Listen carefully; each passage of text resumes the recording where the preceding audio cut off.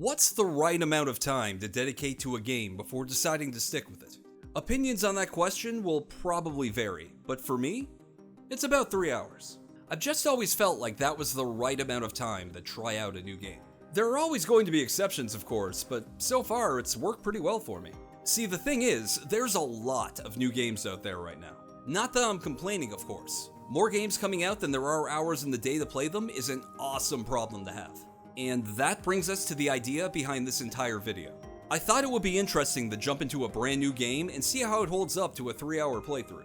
No doubt there are games out there where a 3-hour rule most certainly wouldn't apply, but I don't think the choice for this video is one of them. So, let's fire up the generator, check the gates, and dig into a horror game that aims to let us simulate one of the most celebrated horror films of all time. The Texas Chainsaw Massacre. So a quick rundown of this game before we get into it.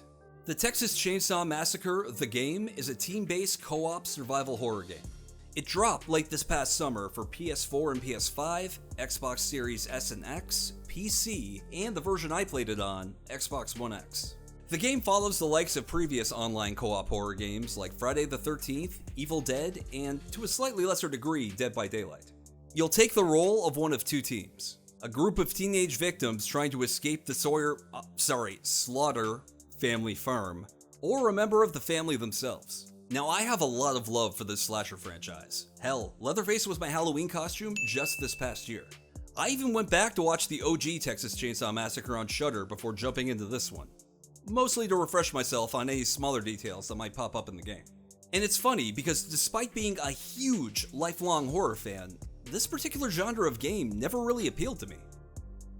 Call it single player preference. Actually, no. Call it my experience with Friday the 13th the game.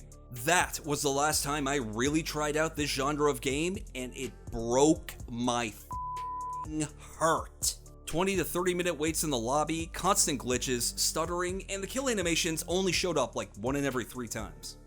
Bullshit. Especially when I was there and crazy excited on day 1 to buy my copy. So I guess it's cynicism that's kept me away from co-op horror games for a long time after now. Yeah, even Evil Dead the game. But maybe a good 3 hours on a new game from a beloved franchise could finally turn me around. Well, here's what happened. Starting off, we get a nice approximation of the original film's opening, with a slow yellow text crawl over some ominous narration, notably not delivered by John Larroquette. Funny, he usually comes back for these. But the intention still comes across, and the stage is set. Now it's tutorial time! If it were single player offline, I would normally just feel it out, but since this game requires some level of teamwork, I didn't want to just fumble around in the dark and bring down the whole team. The video tutorials themselves are pretty straightforward, coming in the form of small video clips, which were nice, for the first 5 minutes. Less so at the 30-minute mark. Part of the family now. It's up to you to secure the property and stop victims from escaping. The family's way of life depends on it. So now I'm 30 minutes in, and I have only just covered the killer side of the tutorials. I still have no idea how to play as the victims at this point. Well, if a half hour of tutorials aren't enough by now, either this game is broken or I am. So it was past time to jump in and play a few rounds. Ooh,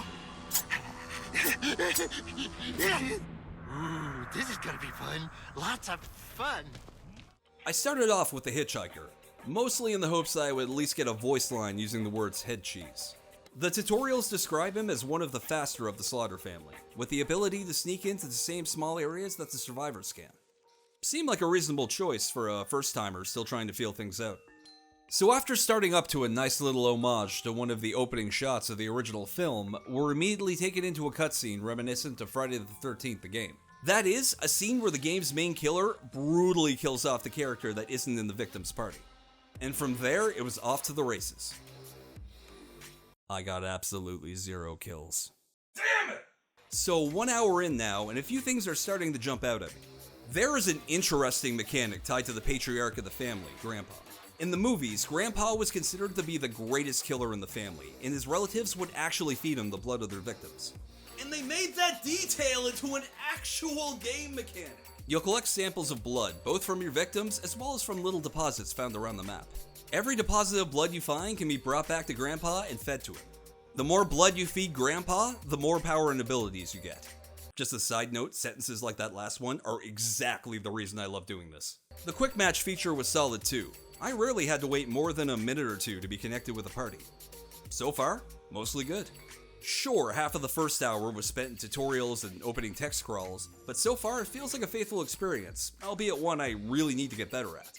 And even if I hadn't scored any kills yet, at least I was starting to get a feel for the map and how everything works. But I still need to get started on that body count. And now we're jumping over to Johnny. Good old Greasy Johnny. Can I finally get a kill with a new character? Ah, now we're talking. So Johnny plays a bit heavier than the Hitchhiker, and he can't get into the smaller spaces. What he can do, however, is deal heavier damage as well as track other survivors. Call it first kill bias, but I was digging my time as Johnny. They always try to hide. It's always the same game. My newfound taste for blood was then rewarded with some skill points for some new upgrades. The game's skill tree is a little different from the few other types of games like this that I've ever tried. You can spend skill points to unlock stat boosts and other bonuses that will help you either hunt or escape. The catch is, you'll be presented with a choice of ways forward, each of which locking you to a certain upgrade path. So you can get your character to be a better tracker or a stronger hunter with more stamina, but you can't do both. At least not at once. The game seems to allow respec though, which I guess is the devs' way of adding a little extra variety to the gameplay.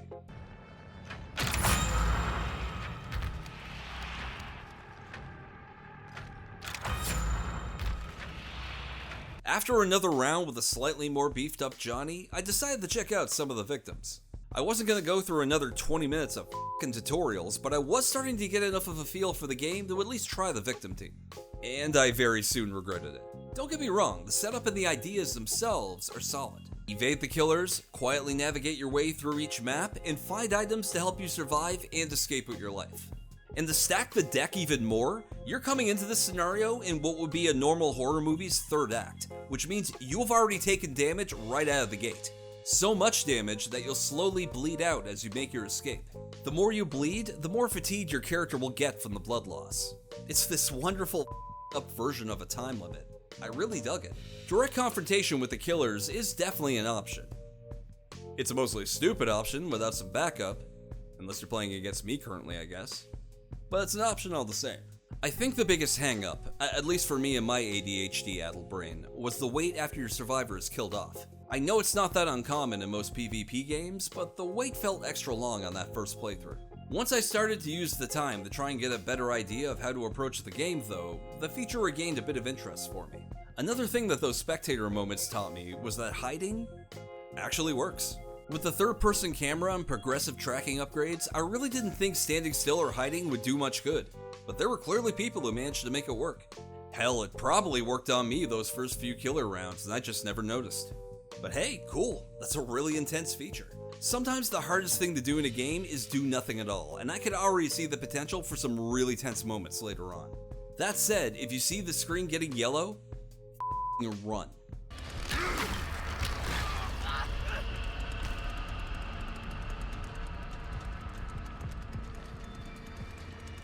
So both teams clearly have an adjustment period to them for a first timer, but I'm starting to have fun with this thing. I've got a few upgrades, a few extra kills on the board, and... Wait, I haven't tried Leatherface yet? Ah yeah, now we're in business. Get over here. Come on, I'm gonna get you. That's right, mess with the horns and you get the damn it! Okay, so I might not be coming out of the gate as strong as I would have hoped. Picking up Leatherface isn't going to feel as natural as he did in Mortal Kombat X. But he is fun.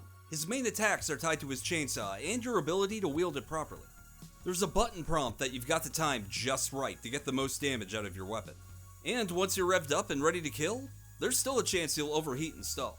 It's annoying when it happens, but it always felt like my own fault, so it was hard to blame the game for it. Plus, it was probably a fair way to add balance to a scenario where you're putting a chainsaw to victims who are already suffering battle damage. But even if I was having a slow start, chasing teens as Leatherface through the slaughterhouse was an absolute joy. So much so that this is where I basically spent the entire third hour of my gameplay. As Leatherface, chasing teens, and slowly getting a better feel for the game and the map.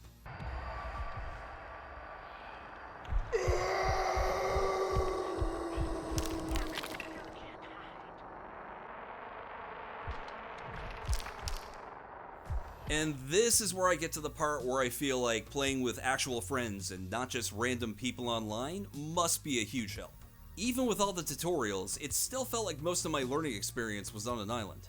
Voice chat was silent during my playthrough as well, despite bringing out the headset, so there was nobody I could talk to and just ask something mid-match.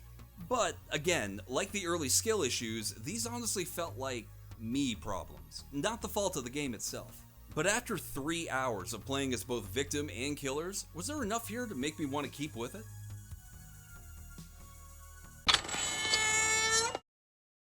Turns out, yes. Yes, there was. I only intended to cover the first 3 hours of the Texas Chainsaw Massacre game, but I ended up going a full extra hour on my first playthrough. I don't know if it'll be a game I stay with long term, but I definitely see myself coming back for more. Whether you're victim or killer, there is a bit of a learning curve. And I'll probably bet it's a much smaller curve for people more acquainted with games like Friday the 13th, Evil Dead, and Dead by Daylight.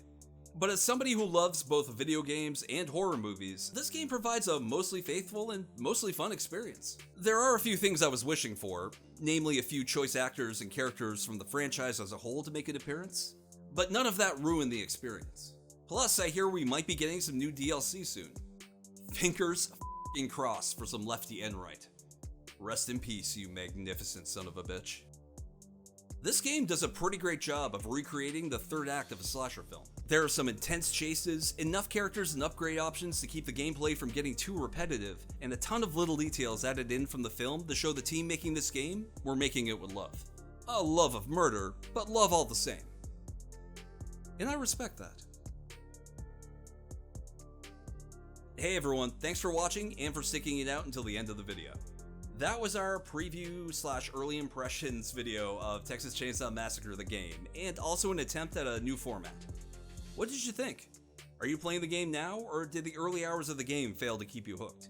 If you like this new preview format too, let us know if there's any games you'd like us to try and cover on the channel.